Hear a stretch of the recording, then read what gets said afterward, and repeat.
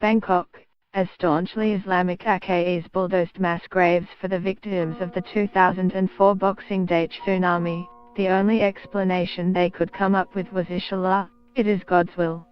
A tsunami, the height of coconut trees, had swept across Asia's shores, and no one could be blamed for one of the world's worst natural disasters. 13 years later, survivors of Asia's worst calamity since then are documenting acts of almost unspeakable barbarity committed by Myanmar's military in Rakhine State. And the generals are literally getting away with murder, so far. There has been plenty of outrage across the world, but little punitive action has been taken against them.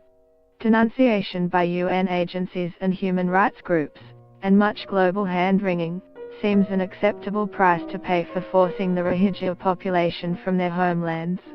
To be sure, Myanmar's transition to democracy is at a critical crossroad. Get the latest news and updates emailed straight to your inbox. By submitting your email, you are agreeing to Fairfax Media's terms and conditions and privacy policy. Australia and most other countries have resisted calls for imposing new sanctions on the Myanmar military, believing it could damage an already powerless economy and push the country back into isolation.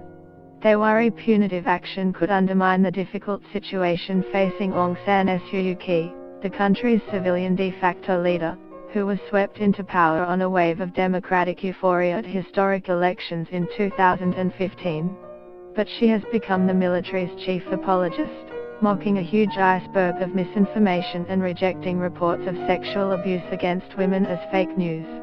Only the United States has moved to impose new sanctions on those responsible for the Rohingya atrocities, singling out Myanmar General Maung Maung So, who was in charge of troops in Rakhine. But at the same time, the US has invited the Myanmar military to take part as formal observers, with Australia, in a major multinational military exercise next year, led by the US and Thailand. Australia is resisting growing calls to cut the Australian Defence Forces support and training for the Myanmar military, known as Tatmadaw.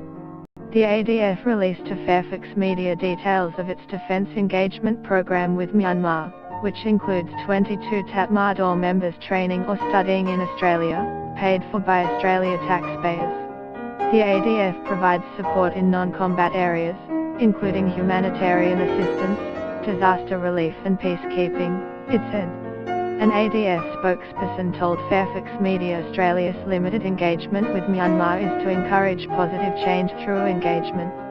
The spokesperson added that the maintenance of lines of communication with Myanmar's military provides a mechanism as required to influence behaviour and address the challenging situation in Rakhine State. Added by it, those responsible for these atrocities must be held accountable if we are not to lose faith in humanity.